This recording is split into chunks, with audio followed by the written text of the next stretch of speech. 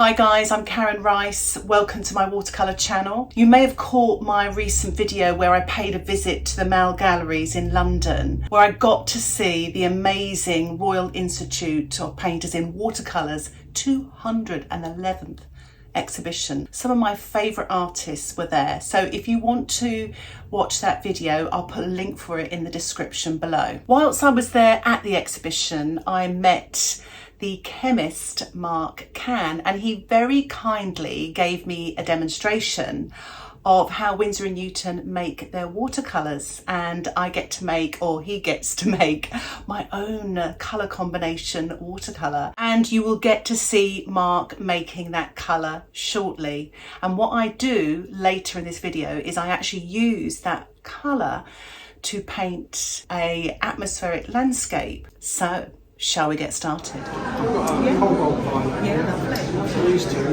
work quite nicely together.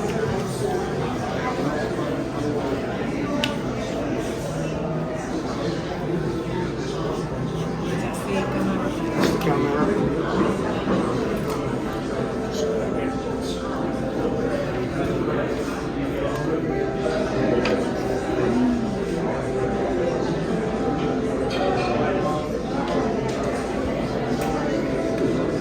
Just shift it a little bit so it's your own individual colour.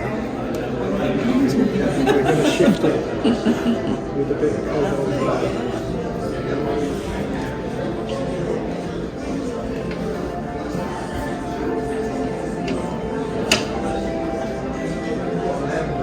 It won't take a lot because obviously again when you're using pigments it's very difficult to just wet it out a bit.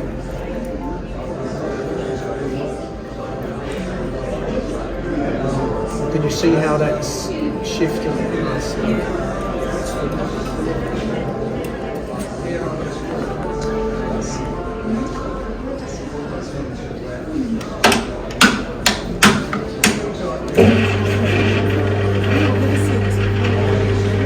This is what we call an automatic muller. So where the artist will use a glass plate and a pencil, but we do that for an hour, half an hour at least. Just to do it. And obviously in the laboratory we can weigh it, so you can get, so when we're testing the colours for a batch of food, we use this machine in the laboratory.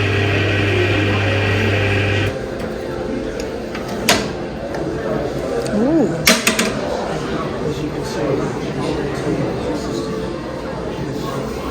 cooling pot. You see how I'm just going to give this another whiz, so we'll just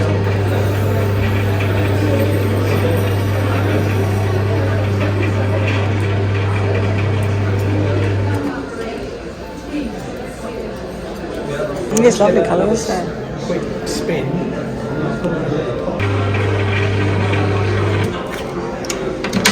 Karen's Cobalt. Good.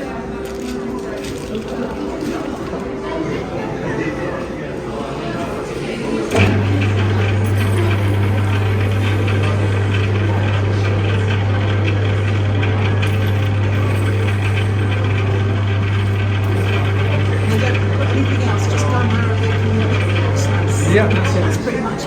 That's it. Should be okay. Thank you so much. Here's a little like painting by number box. Oh, they are, yeah. You'd be surprised how far That does look quite a lot, actually. Yeah. Yeah, that's like a whole thing. Thank you very much. No worries. So interesting. So thank you so much to Mark for that wonderful demonstration and for my very own watercolour paint. I'm delighted. That's the first time I've seen that happen, so I feel like I'm learning all the time. So I really hope you found that interesting. I certainly did. So what I'm going to do now is I'm going to use that Winsor & Newton and Cobalt Violet colour that Mark very kindly made for me, and I'm going to paint this landscape painting, and it's a great one for beginners. I go through all the basic techniques, so let's get on with that. So this is the little pot that Mark made me of the Ultramarine and Cobalt Violet mix. So I'm going to paint this lovely mountain range here, draw a simple outline sketch using an HB pencil onto cold press paper. I'm starting off with a big puddle of watercolour paint here, just this one colour. Lots and lots of water in here, so spend time doing that. And in watercolour we work light to dark. We start with the white of the paper to begin with on the left there. So this is my palest colour I'm going to start with. I'm using a big brush, so big area, big brush. And I have got my painting on a tilt to allow the painting to sort of run down towards me, but you can see you've got a bead there, a watercolour bead. That means you've got plenty of paint loaded on that brush. It's so important. Allow that paint to glide along there. Just keep loading your brush. Always get fresh paint. That way you can really control the amount of paint on your brush and paper. If you just keep going back and forth with your brush and then load it, your brush is going to be too wet for the paper. This way it's all the same consistency. So I'm painting right down to the bottom of the painting there. And if there's any sort of bead at the end, collect that as well. So I've mixed up a little bit more paint into this puddle here, and I'm just painting wet into wet at the top so you get a soft edge. I'm using a large round brush to do this. So it creates depth in your painting because this is the nearest bit of the sky that's above our heads. So the tonal value will be slightly stronger. Even though the sky in the photograph is quite light, it's a bit of artistic license. It creates depth in your painting. We as sort of painters are trying to create a 3D space on a 2D surface. So you can use these sort of different techniques to achieve this. So I've added a little bit more paint here, and I'm just showing you on this little swatch here the slightly darker tonal value. So this is how we work in watercolour. We build light to dark.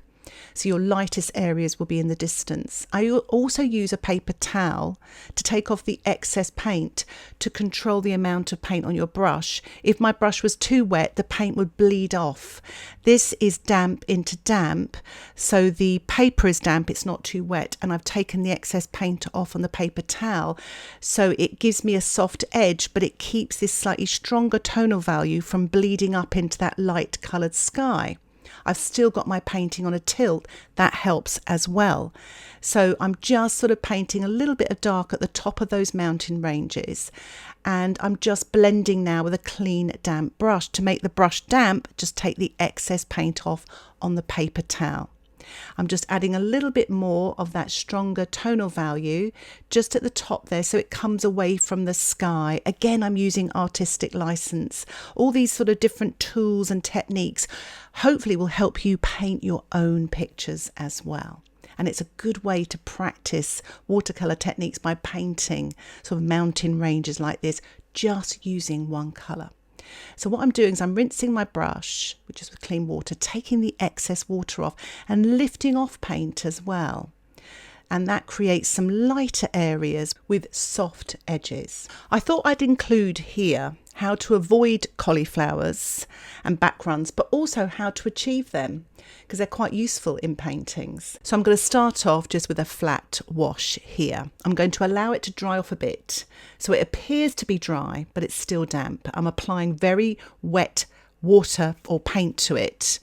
So as you can see there, I'm going to wait a little bit longer. I'm going to wait for it to dry actually and show you what happens. And you get a cauliflower because of the inconsistency of a damp or drying paint with very wet paint. But sometimes you may want to achieve this as well. It's quite beautiful in flower paintings, or actually I'm going to use it later in this tutorial. So allow your painting to dry, and what I'm doing now is I'm working wet on dry here with my size 6 brush, painting the next range of mountains. Still quite a light wash, so it's just nice wet on dry here, nothing too scary. And what I'm doing is rinsing my brush, taking the excess water off, and I'm just blending underneath. So you've got that sort of misty effect there. So you've got it slightly darker at the top and lighter at the bottom. Adding a little bit more of that colour at the top, painting wet into wet. So you get a soft edge, darker at the top. Doing the same here with this mountain range, mountain in the centre.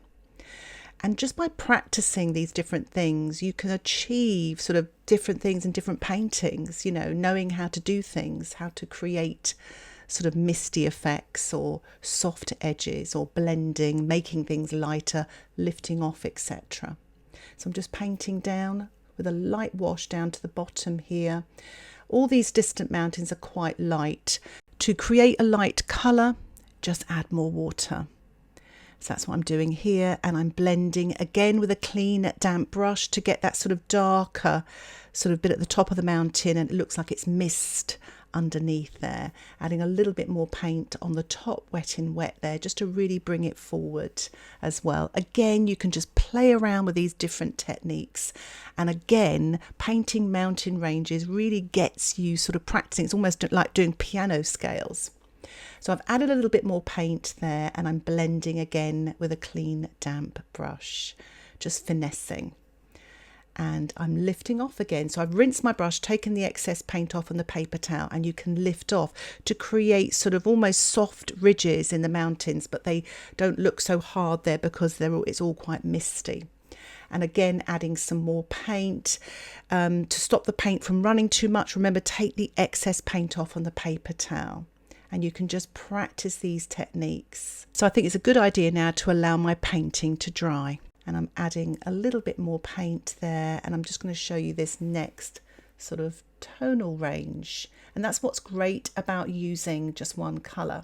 So I've added a pinch more of that ultramarine and cobalt violet mix just to the water there, and the colour is slightly darker. I've gone to a larger brush here because I always say to my students, larger area, large brush, and really load that brush and make sure you mix up plenty of paint. What you don't want to do is run out of paint halfway, because by the time you've mixed up the right colour, which is very tricky to do sometimes, especially when you're starting out and you get into a bit of a panic, but your painting is drying. So when you go back in with your wet brush, which I've shown you what will happen, a wet brush going into a wet paint going into a drying wash, you get those cauliflowers. So if you can try to mix up enough paint, especially in a large area, you can avoid that, unless you want a cauliflower, and I'll be showing you that later.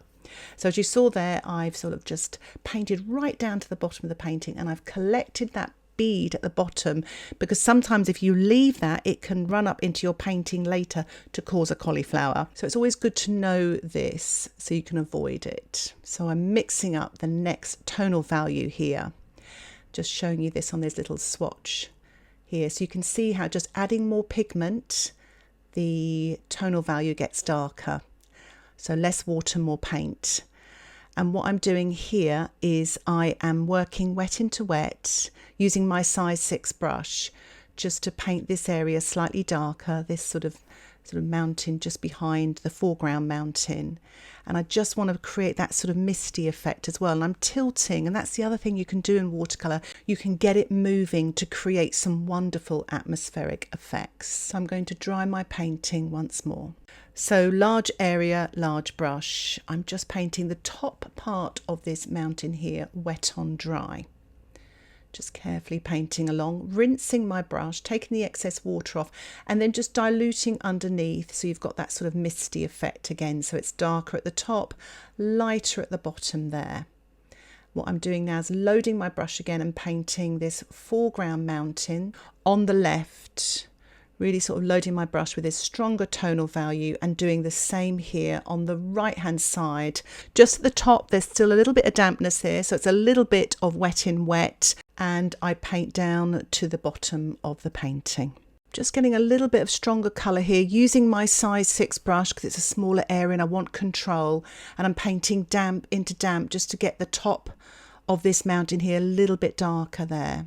Rinsing my brush, and again just diluting underneath with a clean damp brush. I'm going to allow my painting to dry once more. So I'm mixing up a stronger, darker tonal value here, so less water, more paint, and I'm just testing it here. As you can see, it's darker, and it's a good idea to test out your colours on a scrap of paper. especially when you're starting out. Make sure you mix plenty for these large areas. I'm really focusing at the edges, at the top here, more so on these foreground mountains because you get more detail, stronger tonal values, lots more texture, etc. So as you can see, literally after every swipe of the paint, I load my brush. So there's plenty of paint on there and you get some beautiful washes that way. You don't want to labour the paint. So I'm doing the same. I've mixed up a little bit more paint actually, and I'm doing the same on the right hand side. Just really painting this darker wash here. And you can see it really comes forward away from those distant mountains. What I thought would be quite nice, now the paint has dried off a little bit. It's not completely dry, so it's deceptively dry. So the shine's just gone. And I'm just using very wet paint or water even, and just applying it to this very sort of almost dry paper. And you can see cauliflowers are already developing. It makes the paint lighter. And actually you can get into a bit of a pickle here, especially if you're using other colours. So you just have to be careful. But I'm deliberately doing it because I want to create some textures. I'm adding some really dark paint here, literally straight from that little pot of paint. Neat colour, but it's on wet paper, so it gets diluted onto the paper. So here is that dark colour. So as you can see, it's a lot less water now, a lot more pigment, still flowing though. So I'm just applying a little bit more of that to the damp surface here. I really encourage you to experiment with watercolour as what I'm doing here, just adding more sort of watery paint to create more cauliflowers and textures. Learning all the rules and breaking all the rules and just making it your own. So I'm going to allow my painting to dry once more. And it's a really good idea to look at your work and decide whether you need to do any more. And I was sort of looking at it very critically and thinking, actually, there's a big difference between those foreground mountains to the one in the centre. It was too much of a contrast between those dark tones and it's quite a light tone. So I'm going to make up for that by putting a little bit more of a mid-tone. So I've got a big puddle, big mid-tone puddle there, using my size 10 round brush, painting wet on dry and almost sort of glazing over that underpainting there just to make it darker. So I'm just carefully painting that wet on dry. So you can fix things in watercolour. You know, you can change things, and I'm changing the tonal value here to make it look nearer instead of further away. So you can use these tools in your own paintings to create depth, the illusion of a 3D space on a 2D surface. So I'm painting down to these foreground mountains here carefully. I don't want to overpaint them because they are dark enough. So what I'm doing now is I'm lifting off these little spots that I had earlier. They have dried. I'm just using a clean damp brush and water and then lifting off any excess with a paper towel. Now sometimes you can't lift the paint off, so you have to use a little bit of creativity here. I'm actually painting some birds, but you might have to invent something to rescue your paintings, especially if you put a lot of work into them. So here I'm just sort of disguising those little spots with little birds in the distance. You don't have to copy exactly what's in the photograph. Just use the photograph as a reference and a source of inspiration. So I'm going to allow my painting to dry once more. And what I'm doing now is I'm just painting in another layer here to the right, just so it's a sort of a bit of a bridge between that sort of middle distant mountain and the foreground mountains there. So I'm going to allow my painting to dry again, and I'm mixing up now the darkest dark. That's literally the paint straight from the tube with only a tiny bit of water to get it moving, and I'm painting it in this light area here, as you can see, and this is wet on dry, but you've still got enough light there. But this side of the mountain where it's very dark, putting a dark upon a dark isn't always a good idea. The painting can look a bit flat, so just be a little bit careful where you put your darkest darks.